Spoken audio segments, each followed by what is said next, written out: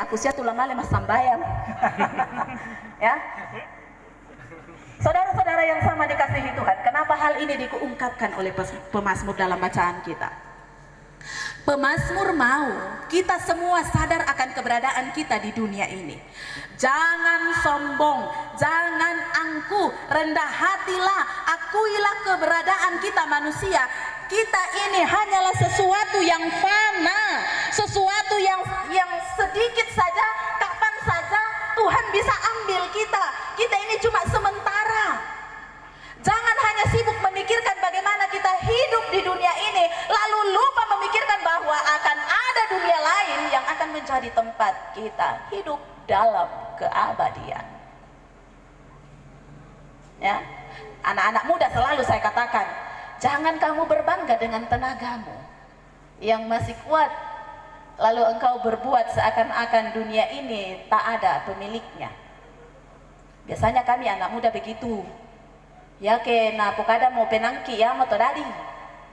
Ya ke na nasehati ki tomatua apa toda kamu tomatua ketinggalan zaman bang komikamu. Dinasehati to nakoya inda soko midolo dadi. Ya, anak-anak muda ya, dengar anak muda. Ya, saya juga anak muda, Bos. Ya. Anak-anak remaja, terkadang kita pun seperti itu. Kita lupa bahwa setelah hidup di dunia yang sementara ini ada dunia lain dan disitulah keabadian. Ketika kita dihukum maka kita dihukum dalam keabadian, tetapi ketika kita diselamatkan maka kita akan hidup dalam keabadian. Pilihan ada di tangan Anda saat ini. Ya, saudara-saudara yang sama dikasihi Tuhan, ada berita sukacitanya bagi kita. Ketika kita adalah orang yang percaya, ketika kita adalah orang yang kemudian mengenal Kristus Tuhan sebagai juru selamat kita, walaupun hidup kita di dunia ini hanya seperti rumput, hanya seperti bunga di padang yang mekar, layu dan mati dalam sekejap, tetapi kita tetaplah berharga di mata Tuhan. Kasih setia Tuhan akan tetap berlaku atas kita, baik ketika kita hidup dan ketika kita mati. Amin. Itu nilai plusnya orang yang percaya. Walaupun kita ini hanya sementara dalam dunia ini, tetapi ketika kita betul-betul mengimani Kristus Tuhan sebagai juru selamat kita, maka kita akan memiliki Kristus baik hidup ataupun mati. Ya moto nakwa Rasul Paulus, hidup adalah keuntungan, hidup adalah berarti bekerja, mati adalah keuntungan. Karena mati dan hidupnya itu semua berada dalam rancangan kasih Tuhan. Janji penyertaan Tuhan akan berlaku selama-lamanya bagi orang-orang yang taat semasa hidupnya. Mereka menunjukkan sikap yang taat dan takut akan Tuhan. Ayatnya yang ke-17 bacaan kita. Bagi orang-orang yang berpegang pada perjanjian Tuhan, ayat 18 bacaan kita. Orang yang ingat untuk melakukan apa yang Tuhan mau. Oh, talu toh. Janji Tuhan akan membuat kita hidup dalam keabadian bagi orang-orang yang takut dan taat kepada Tuhan, orang yang berpegang pada perjanjian Tuhan, dan orang yang ingat. Ya, biasa juga orang Kristen lupa ingatan. Hari Minggu setengah mati kostornya toki lonceng, tidak ada dengar. Padahal samping rumah lebih keras itu suara traktornya di sawah daripada suara lonceng gerejanya. Ya, saya tidak tahu kalau di sini ya, kami di sana banyak begitu. Lebih keras itu suara traktornya di sawah daripada lonceng gereja. Ditanya nih, tidak pergi komi gereja ambil, oh allo minggu rakato temu. Pura-pura lupa. Ya, orang yang ingat melakukan apa yang Tuhan mau. Walaupun orang tersebut sudah hilang lenyap dari muka bumi ini karena kematian yang ia alami, tetapi jika semasa hidupnya ia melakukan apa yang Tuhan kehendaki, percayalah orang itu tidak akan pernah hilang dari hadapan Tuhan sekalipun dia akan mati. Orang yang percaya kepada Yesus, orang yang menerima Kristus sebagai Tuhan dan Juru Selamatnya, sekalipun dia mati, dia tidak akan hilang dari hadapan Tuhan. Tidak akan pernah hilang. Dia akan tetap hidup bersama-sama dengan Tuhan. Mereka akan bersama-sama dengan Tuhan. Di mata Tuhan, mereka akan senantiasa berharga. Di mana Tuhan berada, di situ pun dia akan berada. Bukan cuma kehidupan anak cucu dan keturunannya, tetapi semua orang akan diberkati Tuhan. Ya, semua orang keturunannya. Makanya biasa kalau ada orang mau menikah, saya selalu konseling mereka, saya bilang begini, itu jadi orang tua susah leh. Jangan kamu pikir menikah itu gampang, yang penting menikah sudahlah, masuk dalam rumah tangga semau gue. Tidak. Karena di situ ada tugas. Ketika rumah tangga suami dan istri beres, anak-anaknya diberkati Tuhan sampai keturunan ketujuh. Itu janji Tuhan ya.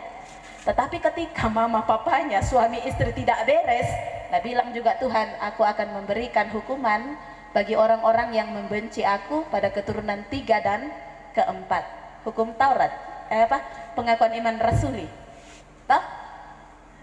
Jangan cuma kita pandai mengatakan tetapi kita tidak menghidupinya. Artinya bagaimana anak cucu itu diberkati tergantung kita hari ini. Tergantung orang tua menjalani hidupnya hari ini. Sama seperti yang dialami oleh ibu almarhum Ibu Sarah, ya, Ibu Sarah. Saya tidak tahu bagaimana kehidupan ibu kekasih, orang tua kekasih kita, tapi saya percaya bahwa semasa hidupnya ia melakukan apa yang Tuhan inginkan. Amin. Mau buktinya? Kalau dia tidak melakukan apa yang Tuhan inginkan, kita tidak akan duduk di lantang-lantang ini. Kita diberkati karena orang tua kita. Anak cucu diberkati karena jerih lelah orang tua. Iman yang dia hidupi sampai akhir hayatnya, dia pelihara dan terbukti bahwa dari berbagai tempat datang anak cucunya. Datang rumpun keluarga, nakamali apa? Orang mengasihi dia, orang merindukan dia. Kalau dia tidak melakukan apa yang Tuhan inginkan, tidak ada kamu di sini. Anak-anak cucu tidak akan sukses di tanah rantau. Ya, karena itu saya katakan hati-hati bagi kita semua orang-orang tua saat ini yang memiliki anak dan cucu. Bagaimana keturunan kita akan hidup, itu sudah janji Tuhan. Aku akan memberkati mereka yang mau taat pada perintah yang sudah kutetapkan padanya. Wow. Ini janji Tuhan, bukan janji pendeta Ria. Ya. Ini janji Tuhan. Kalau engkau hidup hari ini takut akan Tuhan, maka anak-anakmu akan diberkati. Tetapi ketika engkau tidak hidup, tidak takut akan Tuhan, ya, kau tirobanmi. Firman Tuhan itu tidak akan pernah meleset, dia akan digenapi, dari hari ke hari dia akan digenapi. Kalau dalam Dasatita Keluaran dikatakan Tuhan, dikatakan di situ, Tuhan akan membalas kesalahan kita kepada keturunan ketiga dan keempat dari orang-orang yang membenci aku. Maka ketika kita taat kepada Tuhan, maka dia juga akan memberikan kebahagiaan bagi keturunan kita dari yang ketiga, keempat, dan lain sebagainya. Ini dia untuk kita semua. Bapak Ibu dari berbagai tempat, silakan lihat dirimu sendiri. Silakan lihat kehidupan keluargamu saat ini. Kalau memang kita masih kurang-kurang taat, kurang-kurang setia, pura-pura lupa dengan hari-hari ibadah, bertobat. Karena yang akan merasakannya adalah anak-anak dan cucu-cucumu. Ya. Cuma lombok jitu yang dimakan langsung pedis, kita rasa. Tetapi kebaikan, kejahatan itu tidak langsung kita mau rasa. Kalau dia tidak datang sama kita, Tuhan tetap akan menuntut pembalasan. Ingat saudara, Tuhan itu maha kasih, Tuhan itu maha pengampun, Tuhan itu maha pemaaf, tapi Tuhan tidak pernah kompromi dengan dosa. Yang berdosa tetaplah dihukum, yang berbuat baik tetap akan mendapatkan bagiannya. Camkan ini ya. Ingat bahwa Tuhan maha kasih, Tuhan mengampunimu, tapi dia tidak pernah kompromi dengan dosa. Kalau engkau hari ini masih hidup, kalau engkau hari ini masih bernafas, kalau hari ini engkau masih bisa beraktivitas, itu berarti kesempatan. Kesempatan apa? Untuk berubah. Waktu saya konseling anak yang korban, anak bapaknya yang putus kepalanya, Bapak Dewi namanya ya, kalau kita ingat Bapak Dewi ya, itu anak bertanya sama saya, kenapa itu Ibu Pendeta, tidak itu saja nak kasih mati Tuhan, itu teroris ya. Saya katakan kepadanya, kejahatan dan kebaikan akan hidup bersamaan ya. Tetapi ketika itu masih dibiarkan, seakan-akan dibiarkan, berarti Tuhan masih berikan kesempatan untuk berubah. Satu kali kelak dia tidak akan berubah, dan sampai pada batas akhirnya Tuhan akan kembali memanggil dia dengan berbagai cara. Kalau tidak dihukum ya mati. Ya kan? Kita juga begini, saya pastikan bahwa yang hadir saat ini tidak ada yang teroris. Tidak ada. Orang baik semua saat ini ya. Amin. Amin. Yang tidak amin teroris. Ya. Ketika kita masih diberikan waktu dan kesempatan untuk hidup, untuk bernafas, berarti kita masih diberikan kesempatan untuk berubah. Kita masih diberikan kesempatan untuk melakukan apa yang Tuhan inginkan. Mazmur katakan, bagi orang yang mengasihi Allah, yang taat pada Allah, Tuhan akan memberkati anak cucunya dari sekarang sampai selama-lamanya. Ini yang unik saudara, tidak ada batasan keturunan. Kalau yang orang membenci 3 dan 4, jadi kalau keturunan ketiga masih nakal, itu mamanya, bapaknya masih noka, mak perangi apa sih? Nah, tidak matutu. Tidak nama tutu, torokosik. Nah, itulah akan dibalas lagi 3 dan 4. Jadi kalau masih torokosik di keturunan keempat, balas lagi 3 dan 4. Tetapi bagi orang tua yang kinawa, aku salah toh. Nah, bagi orang tua yang kinawa, yang mengerti kebenaran firman Tuhan, yang selalu ingat firman Tuhan, berkat Tuhan tidak akan pernah putus sampai keturunan berapapun. Amin. Oh, jadi pilih-pilih memang mana yang kamu mau ya. Saudara-saudara yang sama dikasihi Tuhan, saat ini ibu kekasih kita, ibu almarhum Sarah, tidak lagi bersama-sama dengan rumpun keluarga. Saya dengar sudah beberapa lama disimpan ya, sudah lama meninggal maksudnya, tetapi masih ada di rumah.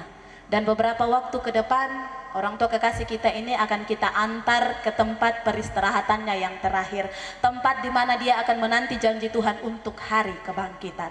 Pertanyaan saya, bagaimana dengan Anda yang masih hidup saat ini? Bagaimana cara Anda akan menyelesaikan tugas-tugas akhir Anda selama Anda hidup? Orang tua kekasih kita sudah selesai, sudah tamat media, ada titelnya almarhumah. Kita yang masih tunggu almarhum dan almarhumah ini, ya, pertanyaannya, ya. Walaupun hidup kita ini singkat, ingat saudara, ingat kasih Tuhan itu berlangsung lebih lama daripada hidup kita di dunia. Bahkan kasih Tuhan bisa menembus dimensi kematian sekalipun. Karena itu jangan pernah khawatir dalam menjalani hidup ini. Untuk orang tua, untuk saudara, untuk anak-anak, untuk cucu-cucu mungkin akan bertanya ketika orang tua ini meninggal, lama ngapa mau kante natai mutu Indo, lama ngapa mau kante natai mutu ambe, bagi yang tidak punya ambe, lama ngapa mau kante anak ampun natai mutu ambe kisah Indoki, ya. Janji Tuhan saat ini berlaku atasmu. Jangan pernah khawatir dalam menjalani hidup ini, karena Roh Kudus Tuhan, kasih Tuhanlah yang akan menggantikan seluruh peran orang tua yang sudah pergi meninggalkan kita. Asal itu tadi matutu ki malendaka tupuang. Kalau tidak matutu juga jangan kita nuntut sama Tuhan. Ya, saudara, semua rahasia hidup ini sudah Tuhan singkapkan bagi kita. Kini terserah dari kita. Terserah Bapak Ibu yang mendengarkan khotbah saat ini, mau memilih jalan hidup yang seperti apa? Apakah mau tetap berlaku menjalani hidup ini sesuai dengan kehendak kita, tanpa peduli bahwa suatu saat kita akan mati, tanpa peduli bahwa suatu saat kita akan berakhir, tanpa peduli bahwa ada dunia lain yang lebih abadi daripada dunia yang kita tempati sekarang? Ataukah justru kita akan kemudian mendekatkan diri kepada Tuhan. Semua jalan yang hidup Bapak Ibu pilih, semuanya punya konsekuensi yang harus kita terima. Saya pendeta orangnya tidak mengatur-atur. Ya kela male komi male, ya kita itu tai. Ya kela maju di komi, silahkan. Tetapi yang saya ingatkan satu Pak, mau pergi gereja kah, mau main judi kah, mau selingkuh kah, terserah. Tetapi saya memberi dua pilihan, ya. Saya memberi dua pilihan. Anda hidup dengan cara seperti itu, berarti Anda sedang menciptakan neraka bagi diri Anda sendiri. Ingat, Tuhan tidak pernah menginginkan manusia itu masuk dalam neraka, ya. Tidak pernah. Kalau memang Tuhan menginginkan manusia itu masuk neraka, untuk apa dia capek-capek turun dari sorga disalibkan? Tidak mau, loh Niko. Tuhan tidak pernah menginginkan kita untuk masuk neraka, Bapak Ibu. Saya mau katakan kepada kita, karena Tuhan Yesus tidak inginkan, maka dia turun dari sorga, rela untuk disalib, rela untuk mati, supaya kita jangan di neraka, supaya kita jangan di tempat yang ada penderitaan abadi. Tuhan mau kita ada di sorga. Tetapi sekali lagi pilihan ada pada kita, ya, ada pada Bapak Ibu saudara-saudara, karena kita bukan robot yang di remote kiri-kiri, remote kanan-kanan. Kita manusia punya kehendak bebas. Ketika kita melakukan apapun itu, mari kita pikirkan akhir dari perbuatan kita itu akan berakhir di mana. Ingat, setiap keputusan hidup kita memiliki konsekuensinya. Kalau kita ingin konsekuensi akhir itu adalah hidup yang kekal bersama dengan kebahagiaan Bapa di sorga, maka lakukanlah apa yang firman Tuhan tuntut dari kita. Tetapi kalau kita melakukan apa yang Tuhan tidak inginkan, saya pribadi sebagai pendeta, saya hanya bisa mengingatkan. Yang mengambil keputusan adalah Bapak Ibu saudara-saudara sekalian. Karena itu Bapak Ibu yang sama dikasihi Tuhan, hari ini ketika kita pulang, tetapkan apa keputusan, apa pilihan hidup Anda, dan pikirkan apapun pilihan hidup Anda hari ini, konsekuensinya bukan hanya akan Anda tanggung, tetapi keturunan-keturunan Anda berikutnya. Jadi di pengkilala itu ampomi si anak mi, siapa aku anakku lah. Ya. Paling jemaat di kak tuku kira lah yo den di kak jemaatku. Tetapi Bapak Ibu yang punya anak 1 2 3 4 5 6 7 8 9 10 11 12 13 14 15 pikirkan tindakanmu hari ini. Jangan sampai hanya karena keputusanmu yang hari ini yang keliru di mata Tuhan, anak cucumu menderita di kemudian hari. Amin. Roh Kudus menolong kita semua, terpuji firman-Nya. Haleluya. Amin.